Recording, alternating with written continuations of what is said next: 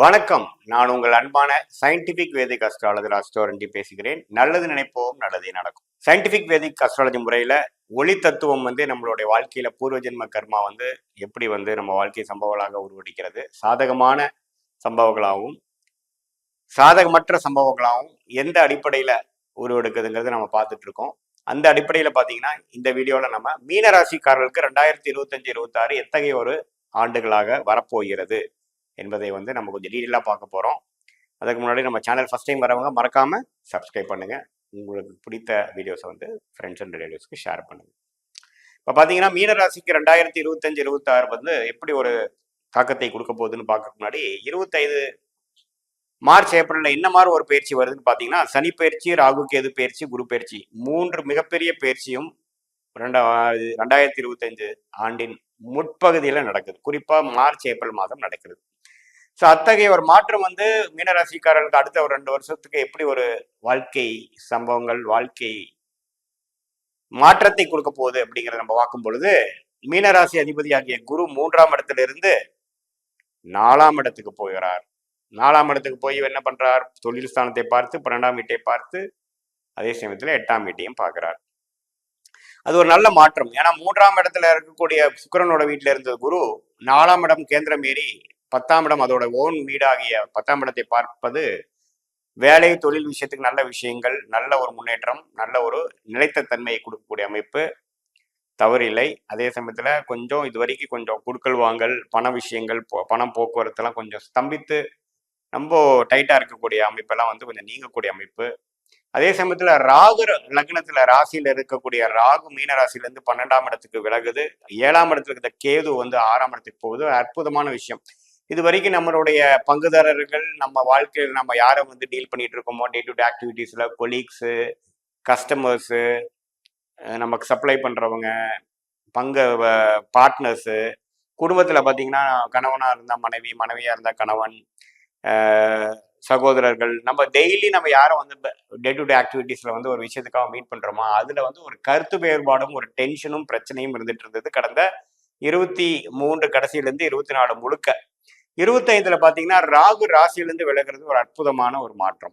என்னன்னா அந்த கருத்து வேறுபாடு பிரச்சனைகள் இந்த சிச்சுவேஷன்ல இருந்து வெளியில வந்துருவீங்க. அது எப்படி முடிக்கணுமோ முடிச்சுட்டு வந்துருவீங்க.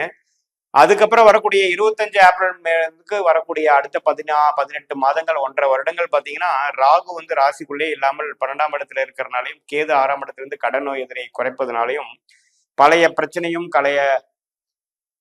நாம ஒண்ணு சொல்ல அவங்க ஒண்ணு சொல்றது, அவங்க ஒண்ணு எதிர்பார்க்கறது, நம்மளால அது முடிக்க முடியறதில்ல, நாம எதிர்பார்க்கறது அவங்களால பண்ண முடியலைங்கிற மாதிரி சில பிரச்சனைகள்லாம் நீங்கி, கருத்து வேறுபாடுகள் நீங்கி அதுல இருந்து வெளியில ஒரு நல்ல ஒரு நிம்மதியான வாழ்க்கை கொடுக்கக்கூடிய அமைப்பு பரிபூர்ணமாக உண்டு. அதே சமயத்தில் ராசி அதிபதியும் நல்ல இடத்துக்கு போறார். சனி 12ஆம் இடத்துல இருந்து விரயத்தை கொடுத்துட்டு இருந்த சனி இப்போ ராசிக்குள்ளேயே வரார். மிதுன ராசி மீன ராசிக்கு ஜென்ம சனி ஸ்டார்ட் ஆகுதுங்கிறது தெரிஞ்சுக்கணும். ஸோ என்ன, ஒரு பக்கம் பார்த்தீங்கன்னா ராகு விலகிறார், ஒரு பக்கம் சனி வரார்.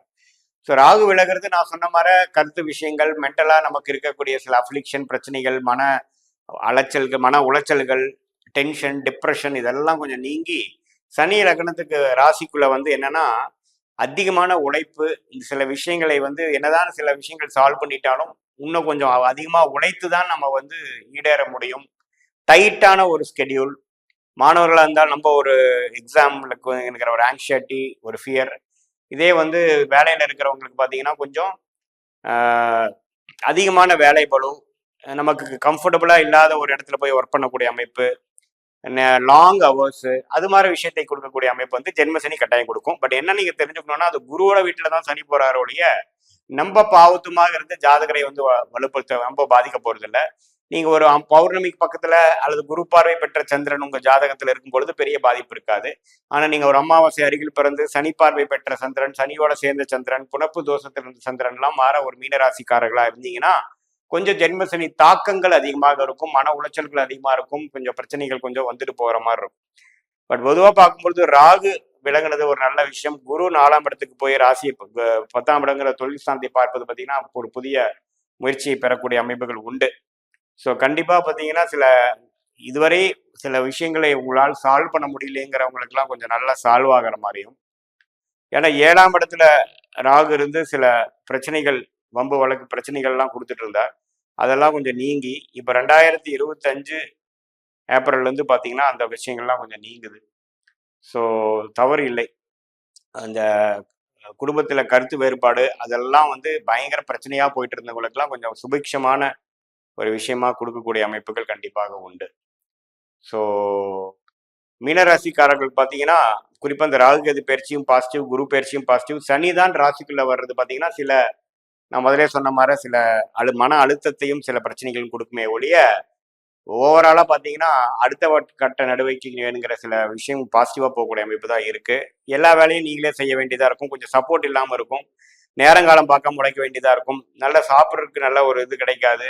கொஞ்சம் டிராவலிங் அதிகமாக இருக்கும். அது மாதிரி விஷயங்கள் தான் கொடுப்பாரே ஒழிய நம்ம ஒரு தாக்கத்தை கொடுக்க மாட்டார். ஏன்னா ராகு கேது குரு பயிற்சிகள் நல்லாவே சப்போர்ட்டிவாக இருக்கு. இது பொதுவான பலன்களை தர உங்களுடைய ஜென்ம ஜாதகத்துல ராசி நட்சத்திரங்கள் எப்படி இருக்கிறது, தசாபுக்திகள் எப்படி இருக்குது, எந்த தேதி எந்த நேரத்துல பிறந்திருக்கீங்க, உங்க லக்னம் என்னங்கிற பொறுத்து தான் துல்லியமான பலன்கள் நாம வந்து உண்மையே எடுக்க முடியும். இப்போ என்ன போயிட்டு இருக்குங்கிற வேற விஷயங்களும் 25 26 என்ன நடக்க போகிறதுக்கு நம்ம துல்லியமா எடுக்கலாம். மீண்டும் மற்றொரு காணொலியில் சந்திப்போம். நன்றி, வணக்கம்.